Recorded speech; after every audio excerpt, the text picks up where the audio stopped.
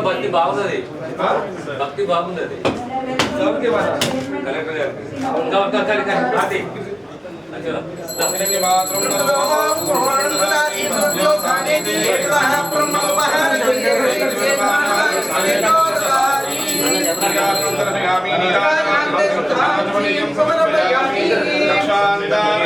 కొంత మీరందరూ బయటికి పోతే కొంత వాళ్ళు రూమ్స్ చూస్తారు వాళ్ళు చూస్తారా మీరు ఉండండి మీరందరూ బయటికి రండి బయట పోయి కెమెరాలు బయటకు వేసుకోవాలి హరి ఓం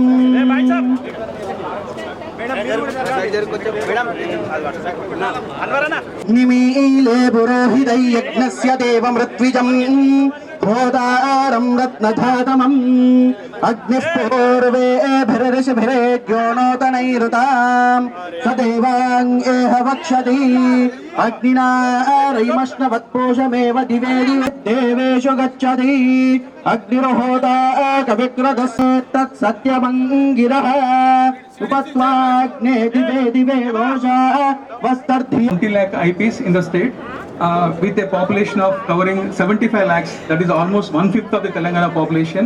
We have 70 and 2 new dispensaries are going to come up, one in at Ibrahimpatnam, another one is at Gundla Pochampalli, that we are going to inaugurate that in the taken over.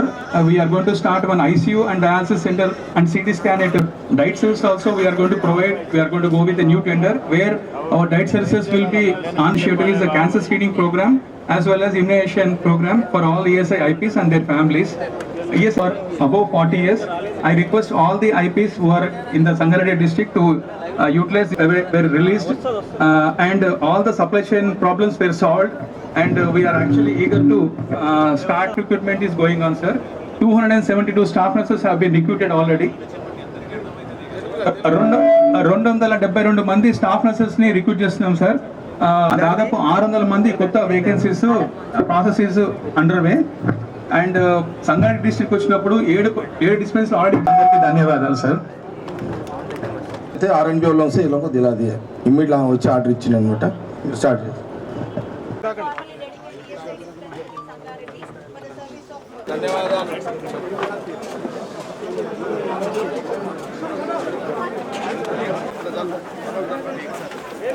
జరగండి జరగండి అందరూ.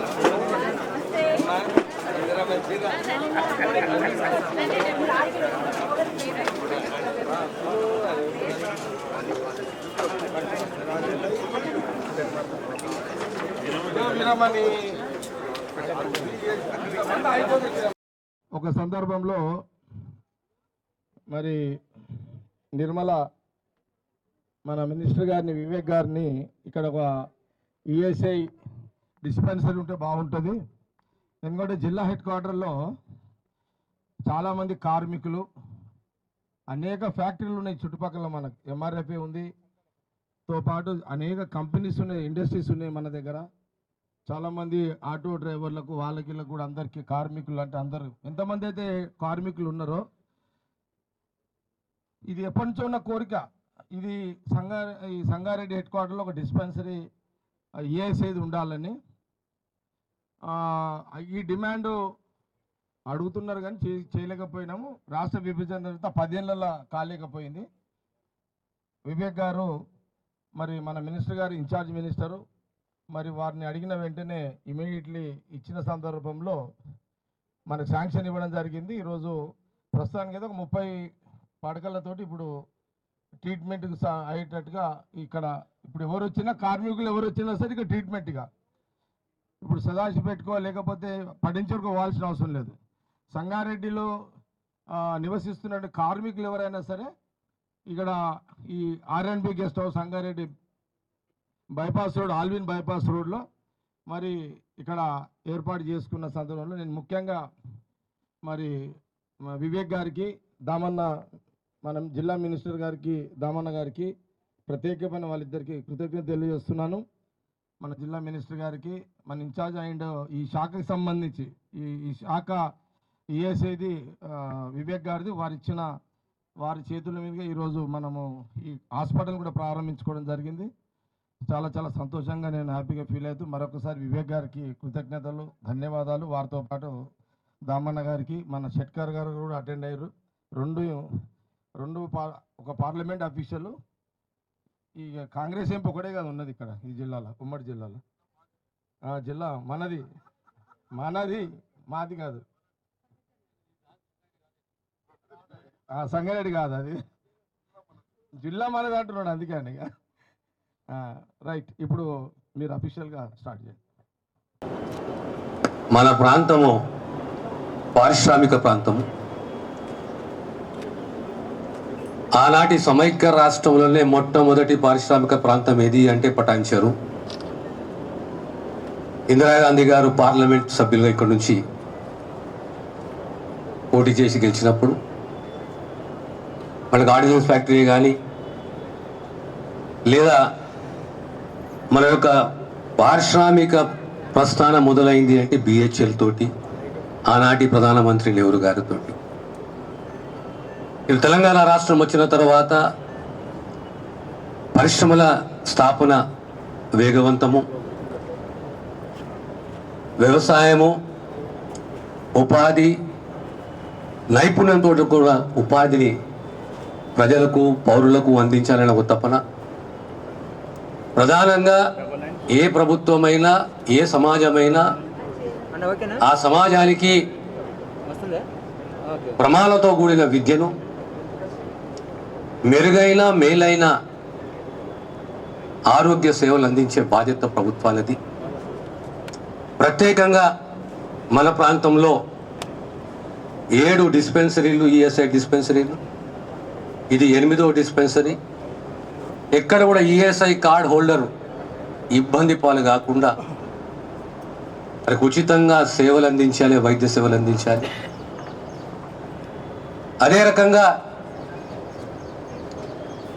వైద్య department, health department రాష్ట్రంలో ప్రజలకు మేలైన వైద్య సేవలు అందించాలి. ఈ మధ్యలో మీరు చూశారు, సంగారెడ్డిలో సుమారు 200 కోట్ల రూపాయలతో కొత్తగా మనం ఒక మెడికల్ కాలేజీ పనులు పూర్తి చేసుకుని ప్రారంభించుకున్నాము. అదే రకంగా రాబోయే వర్షాకాలం నాటికి Sangareddy government general hospital, teaching hospital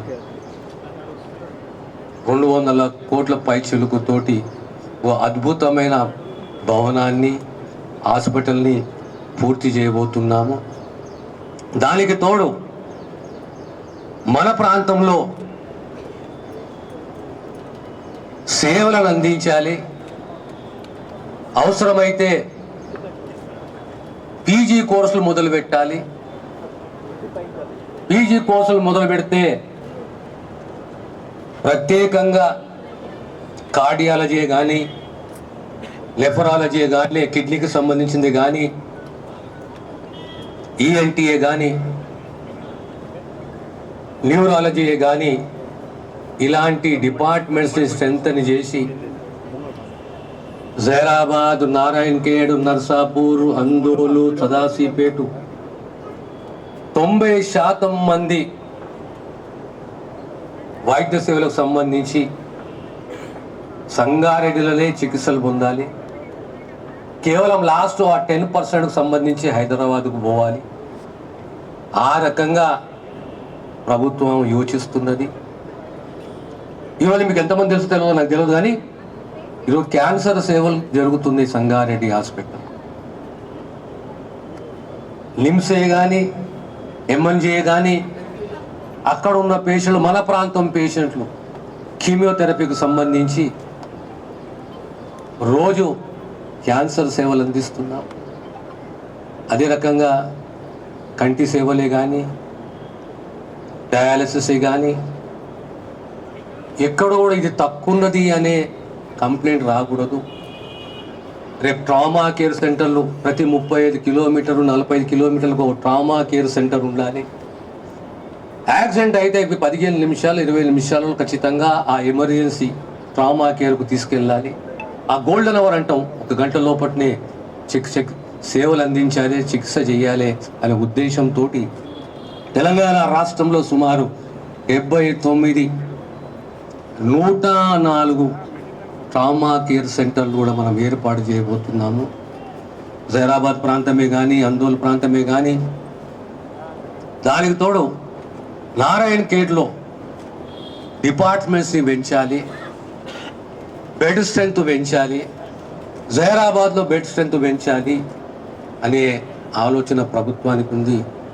చివరగా మనం ఈ ప్రభుత్వం యొక్క కమిట్మెంటు, నిబద్ధత, ప్రజలకు ఉచితంగా మెరుగైన సేవలు అందించే దిశగా మా ప్రభుత్వం కృషి చేస్తున్న విషయాన్ని తెలియజేస్తూ మరొకసారి మా వివేక్ గారికి, సహచర మంత్రి వర్యకు, వారి డిపార్ట్మెంట్కు మా ప్రజల తరఫున, ఈఎస్ఐ కార్డు హోల్డర్ తరఫున హృదయపూర్వక ధన్యవాదాలు తెలియజేస్తున్నాను.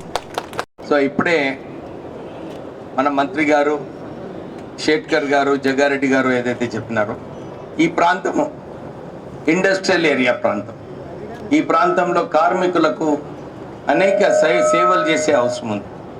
వారందరికీ కూడా ఇతర ప్రాంతానికి వెళ్ళేది అవసరం లేదు, ఇక్కడనే ఉండి ఫెసిలిటీస్ కల్పించాలని చెప్పి ఆ ఆలోచనతోని ఈ డిస్పెన్సరీ ప్రారంభం చేయడం జరిగింది. ఇది 72nd డిస్పెన్సరీ అన్నమాట తెలంగాణ వ్యాప్తంగా. కాంగ్రెస్ ప్రభుత్వం వచ్చే ముందు ఇప్పుడే జాయింట్ డైరెక్టర్ గారు చెప్పినట్టు 72 కోట్ల బకాయిలు ఉండే ఈఎస్ఐ. మెడిసిన్స్ దొరకడం అంటే కష్టం ఉండే, ఎందుకంటే బకాయిలు ఇవ్వలేదని చెప్పి డిస్పెన్సరీస్లో డ్రగ్స్ లేకుండే. సో మేము వచ్చిన తర్వాత ఈ బకాయిలన్నీ కూడా పూర్తిగా చేసి చెల్లించి మళ్ళీ ఈఎస్ఐ హాస్పిటల్స్ని స్ట్రెంథన్ చేసే అవసరం ఉంది. ఎందుకంటే 80 లక్షల కుటుంబాలు ఈ ఈఎస్ఐ డిస్పెన్సరీస్ పైన వారు ఆధారపడి ఉంటారు. సో ఇవన్నీ ఫెసిలిటీస్ మంచిగా చేయాలంటే బడ్జెట్ కూడా కావాలి.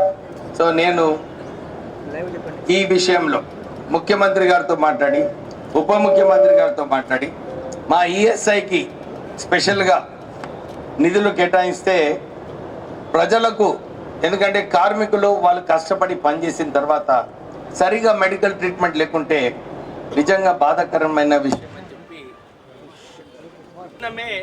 మన రామచంద్రపురం హాస్పిటల్లో 20 బెడెడ్ డయాలసిస్ యూనిట్ త్వరలోనే స్థాపించబోతున్నాం.